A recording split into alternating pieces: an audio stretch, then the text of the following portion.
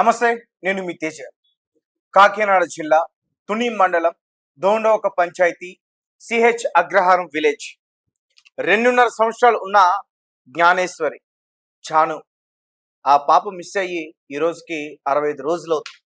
ఇప్పటి వరకు పాపకు సంబంధించిన ఏ చిన్న ఆచూకీ కూడా లభించలేదు. ఆ టైంలో పాపతో పాటు మిస్ అయిన కుక్క ఏదైతే ఉందో అది 3 రోజుల తర్వాత వెనక్కి తిరిగి ఇంటికి వచ్చింది. కానీ ఆ కుక్క అనారోగ్యానికి గురయ్యి అది కూడా చనిపోయింది. అంటే ఆ రోజు ఏమనుకున్నారంటే పాప కుక్క ద్వారా దొరుకుతుందేమో, కుక్క ద్వారా ఏదైనా క్లూ లభిస్తుందేమో, కుక్క పాప ఉన్న ప్రాంతానికి తీసుకెళ్తుందేమో, ఆచూకీ తెలియజేస్తుందేమో ఇలా అనుకున్నారు. దానికి ట్రాకర్ని పెట్టారు. అయినా సరే పాప ఆచూకీ లభించలేదు.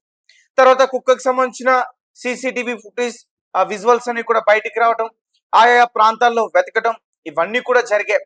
తర్వాత ఎస్డిఆర్ఎఫ్ బృందాలు, ఎన్డీఆర్ఎఫ్ బృందాలు అవన్నీ కూడా ఆ అడవి మొత్తం కూడా గాలింపు చేశారు. 40 ఎకరాలు కాదు, దగ్గరగా మొత్తం ఆ ఆ అడవి యొక్క విస్తరణ ఎంతైతే ఉందో అదంతా కూడా వెతికే ప్రయత్నం చేశారు. కానీ ఎక్కడ ఆ పాపకు సంబంధించిన ఆచూకీ లభించలేదు. అయితే ఇక ఆ తల్లిదండ్రుల యొక్క బాధ చూస్తుంటే మాత్రం నిజంగా కన్నీళ్ళు వస్తుంది. ఈ రోజు వరకు కూడా వాళ్ళమ్మ పాప తిరిగి వస్తుందనే నమ్మకంతో ఆ ఇంటి గుమ్మం వద్ద కూర్చునే చూస్తుంది. ఆ దారి వైపు చూస్తూనే ఉంది.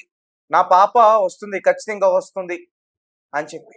ఆ తండ్రి కూడా పాప ఖచ్చితంగా దొరుకుతుందని చెప్పి ఇంకా ఊరూరు తిరిగి ఆ పక్కనున్న ఊర్లన్నీ కూడా తిరిగి పాప ఫోటో ఉన్న ఆ పాంప్లెట్స్ అన్నిటిని కూడా అంటించే ప్రయత్నం చేస్తారు.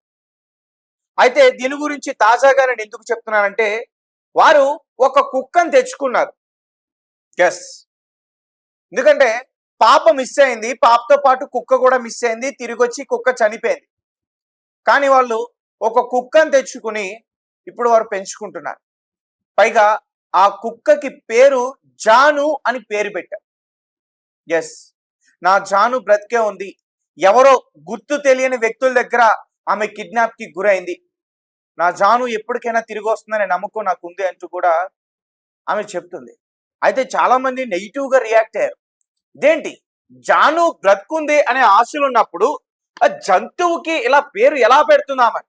అంటే ప్రేమతో పెట్టుకుని వచ్చేమో, ఎందుకంటే కుక్క కూడా చనిపోయింది. అటు ఒక కుక్క తెచ్చుకుని ఇప్పుడు దానికి పేరు పెట్టుకున్నారు. ఇంకా చాలా మంది అనేక డౌట్స్ అయితే రేస్ చేశారు. అండ్ రెడ్ టీవీ ఛానల్ నుంచి మనం కూడా చాలా డౌట్స్ రేస్ చేసాం. కానీ పోలీసులకు అంత చిక్కట్లేదు, శాస్త్రానికి చిక్కట్లేదు, ఎవరికి దొరకట్లేదు. ఎన్ని ప్రయత్నాలు చేసినా పాపకు సంబంధించిన ఆచూకీ తెలియట్లా.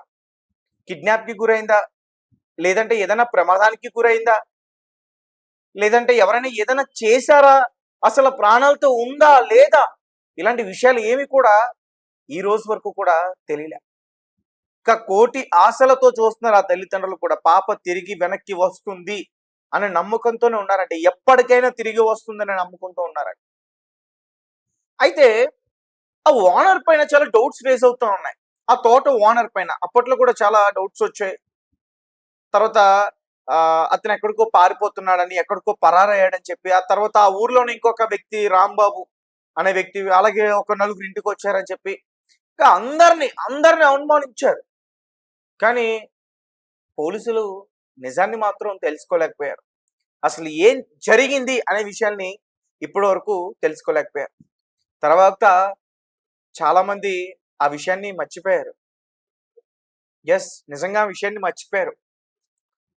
జాను ఎక్కడున్నా తిరిగి రావాలని చెప్పి చాలా మంది ఆ ఊర్లో ఉన్న పాఠశాలలో ఉన్న చిన్న పిల్లలు కూడా ప్రేయర్ చేశారు. కొంతమంది అయితే నిజంగా జాను ఎలా అయినా సరే ఇంటికి తిరిగి రావాలని చెప్పి దేవుళ్ళకి మొక్కారు. ఆ పాప ఎక్కడున్నా క్షేమంగా ఉండాలంటూ దేవుణ్ణి ప్రార్థించారు. కానీ పాప యొక్క ఆచూకీ మాత్రం ఈ రోజు వరకు కూడా తెలియలేదు. సో చూద్దాం, తల్లిదండ్రుల పైన అయితే మాత్రం ఇప్పుడు అనుమానం వ్యక్తం చేసే పరిస్థితి అయితే వచ్చిందని నాకు అనిపిస్తుంది. అంటే పాప పేరు కుక్కకి ఎందుకు పెట్టారు? పాప తిరిగి వస్తుంది, ఒక శునకానికి పెట్టాల్సిన పరిస్థితి ఎందుకు వచ్చింది? ఇలా చాలా మంది డౌట్స్ రేస్ చేస్తున్నారు. చూద్దాం మరి దానిపైన వాళ్ళు ఎలా రియాక్ట్ అవుతారు, వాళ్ళు ఏం చెప్తారనేది. Thank you so much.